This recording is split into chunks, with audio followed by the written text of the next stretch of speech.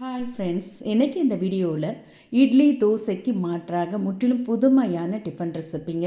எப்போவும் சேமியாவில் உப்மா கிச்சடின்னு செய்யாமல் இந்த மாதிரி கொஞ்சம் புதுமையாக செஞ்சு கொடுத்து பாருங்கள். இனி அடிக்கடி இதை தான் செய்ய சொல்லி கேட்பாங்க. அந்த அளவுக்கு பூ போல் சாஃப்டாக அருமையாக இருக்கும். இதை நீங்கள் காலையில் பிரேக்ஃபாஸ்ட்டாகவும் செஞ்சு தரலாம், ஈவினிங்கில் டிஃபனாகவும் செஞ்சு அசத்தலாம். வாங்க எப்படி செய்யறதுன்னு பார்க்கலாம். இப்போ செய்யறதுக்கு கொஞ்சம் அகலமான பவுலாக எடுத்துக்கங்க. அதில் 2 கப் அளவுக்கு கொஞ்சம் வெதுவெதுப்பான தண்ணீர், அதாவது கை பொறுக்கிற சூடு பதம் இருந்தால் போதும். இப்போ இதில் கொஞ்சமாக உப்பு சேர்த்துக்கங்க. அரை டீஸ்பூன் அளவுக்கு உப்பு சேர்த்து நல்லா கலந்துக்கங்க.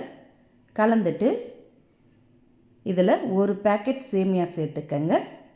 200 கிராம் அளவுள்ள பேக்கெட் சேமியாவை கட் பண்ணி சேர்த்துருக்கங்க. அனில் பிராண்டு தான் ரோஸ்டட் சேமியா. இதே நீங்கள் ராகி சேமியாவிலையும் செய்யலாம். இப்போ மில்லட் சேமியா கூட கிடைக்குதுங்க, அதில் கூட நீங்கள் செய்யலாம் இதே மாதிரி.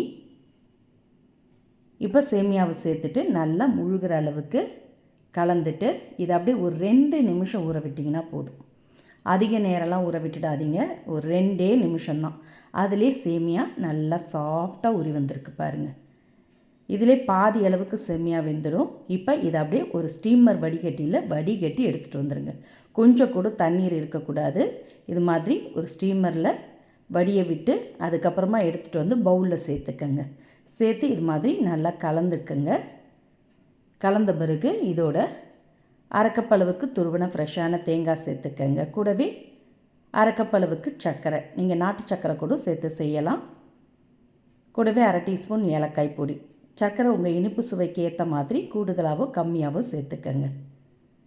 சேர்த்து இப்போ நல்லா சேமியாவில் எல்லா இடம் பரவற மாதிரி கலந்துக்கங்க. நல்லா உதிரி உதிரியாக பார்க்கும்போதே தெரியும்.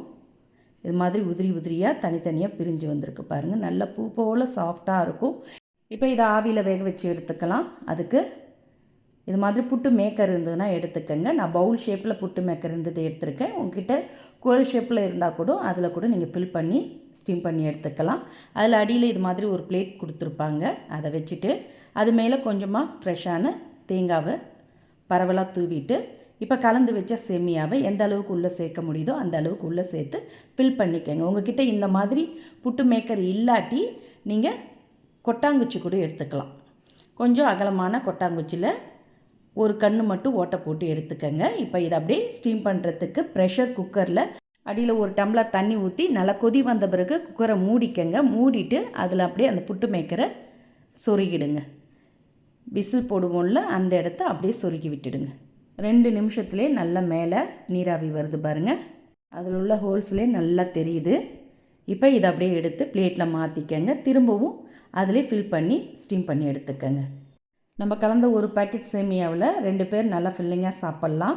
இப்போ பாருங்கள், எடுத்ததை அப்படியே பிளேட்டுக்கு மாற்றிக்கங்க. சூப்பராக ஷேப்பில் பர்ஃபெக்டாக வந்திருக்கு பாருங்கள். இப்போ அடியில் போட்ட தட்டை எடுத்துகிட்டு திரும்பவும் அதே அச்சில் கொஞ்சம் தேங்காவை பரவலாக தூவிட்டு ஃபில் பண்ணி ஸ்டீம் பண்ணி எடுத்துக்கங்க. நல்ல கமகமன் தேங்காய் மணத்தோட சூப்பராக அருமையான சேமியா புட்டு ரெடி.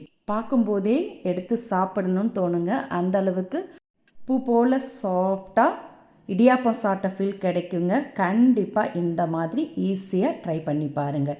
இதே நீங்கள் லன்ச் பாக்ஸில் கூட வச்சு அனுப்பலாம். சாஃப்டாக இருக்கும். ஈவினிங் டைமில் ஸ்கூல் விட்டு பசியோடு வரும் பசங்களுக்கு மாலை நேர உணவாகவும் செஞ்சு கொடுக்கலாம். இந்த ரெசிபி பிடிச்சிருந்தால் வீடியோக்கு ஒரு லைக் கொடுங்க. ஃப்ரெண்ட்ஸ் அண்ட் ரிலேட்டிவோட இந்த வீடியோவை நிறைய ஷேர் பண்ணுங்கள். மறக்காமல் நம்மளுடைய சேனலையும் சப்ஸ்கிரைப் பண்ணி வச்சுக்கோங்க. எப்போ ஒரே மாதிரி செய்யாமல் புதுமையான சுவையில் அருமையாக ஒரு தடவை செஞ்சு கொடுத்து பாருங்கள். வீட்டில் எல்லாருமே பாராட்டுவாங்க.